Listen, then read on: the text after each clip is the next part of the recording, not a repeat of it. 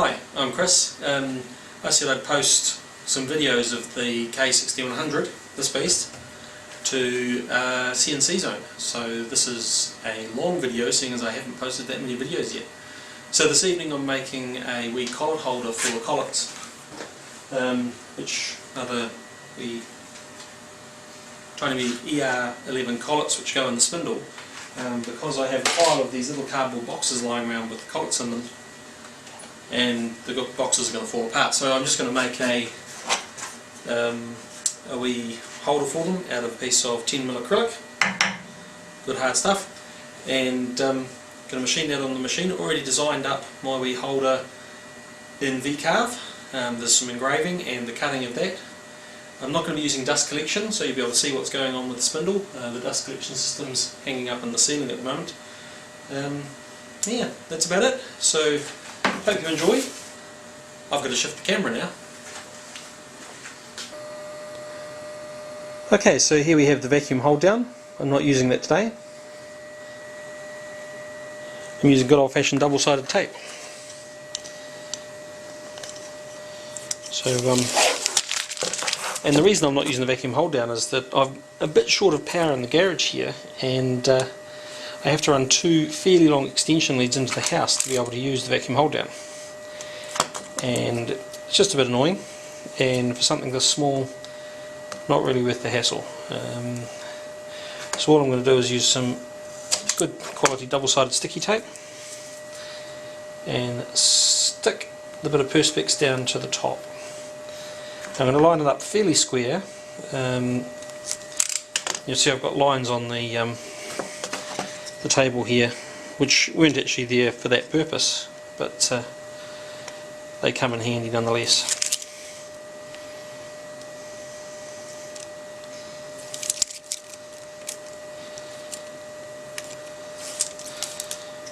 Stick that down.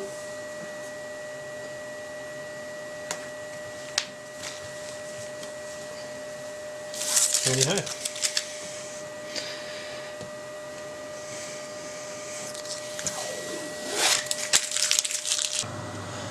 Okay, we're down on the floor beside the machine now, and the reason we're down here is just to check that the water cooling's running, because yep,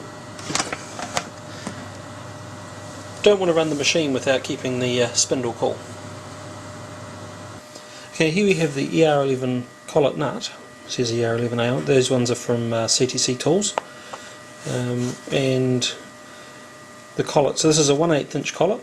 This one came with the machine, and for the first cutting procedure I'm going to be using a 30° by 0.2mm engraving tip. These are really sharp, but fairly good for engraving, funnily enough, but very sharp, hence the sticking plaster. I caught myself on it earlier today. Ouchie.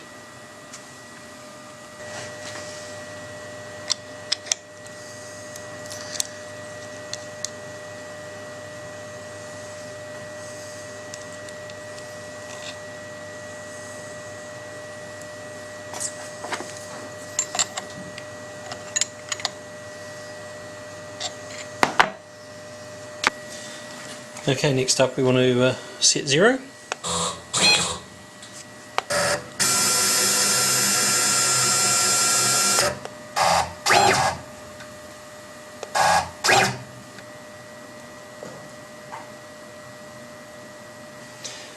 Okay, once we've set XY0, then we have to set Z0.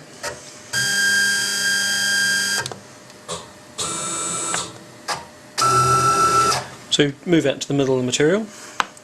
Place the cut adjuster on there. It moves down.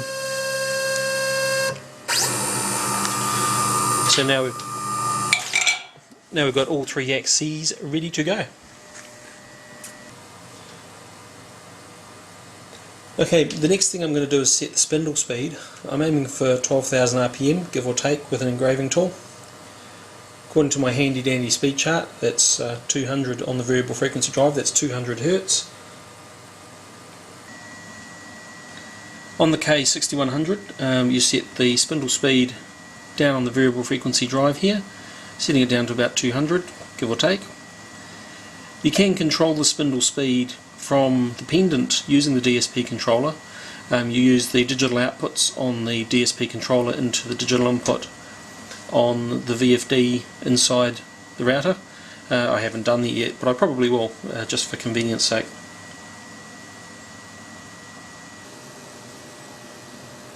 Okay, so now we've got the memory stick in the DSP controller, and we've copied the 2 program files we need to it. We'll go in and select the first one we want, which is the engraving one. And here we can set the processing speed, the rapid speed, the ratio for the down travel, and speed ratio. So the processing speed is the actual travel of the tool. You can set the F speeds, the feed speeds, in the G code if you want. I've opted not to do that. The default is to control it in here. I may change that in the future, but for the moment I'm doing that here. We're going to cut at 600mm per minute. Relatively slow speed, but this is an engraving tool, so we don't want to snap the tip off it. This setting here sets the vertical travel, the Z down rate, so that will mean that it's travelling at 150mm per minute. And this one here, if I set this to 0.5, then I would start off processing at 300mm per minute, and then you can increase the speed while you're running the program. That's about it. Let's start the program.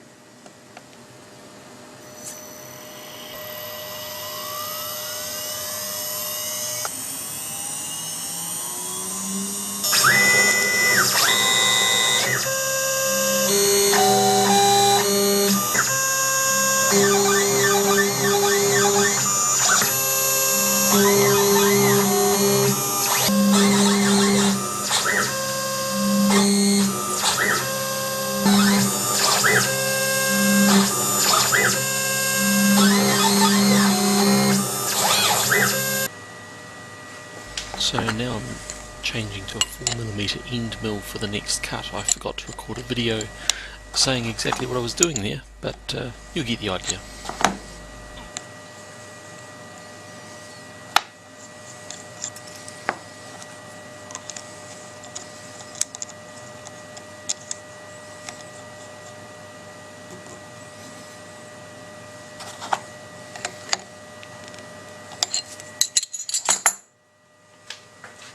Now, because I've changed tools, I have to reset Z again, and you'll see I've actually placed the tool out over some area that's not engraved, and the reason for that is that the engraving might offset the Z slightly.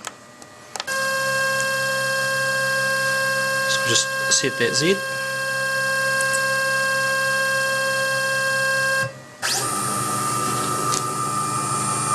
Okay, now we grab the program for the 4mm cut, which I've called ER11 4mm.tap, funnily enough.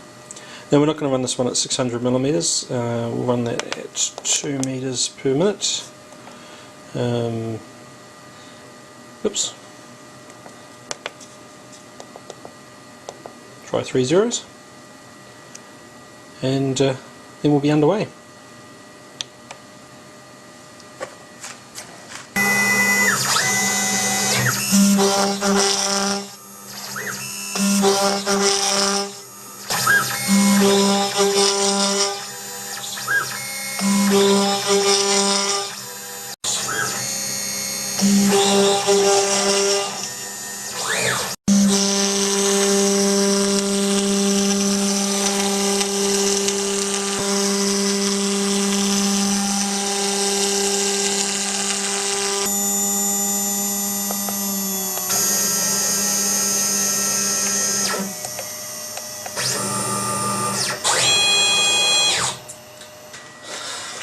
There we go.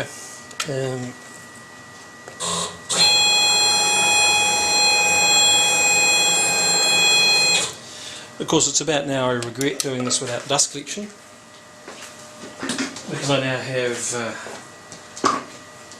acrylic chips everywhere.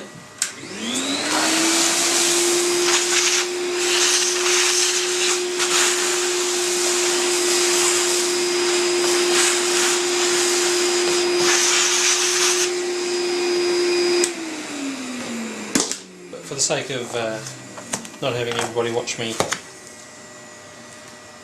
clean up my garage, I'll just pick off the double-sided tape.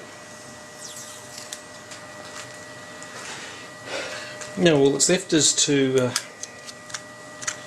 put all of the collets into the wee clippy thing, or into the wee standy thing, I don't know what you call it. Get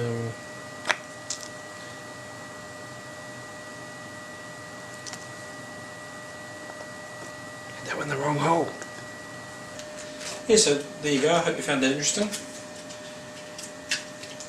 How to do something with a CNC machine, or not, because I'm sure I did a few things wrong. I've only had the machine a wee while, and I'm still essentially learning how things go. So, have a good day.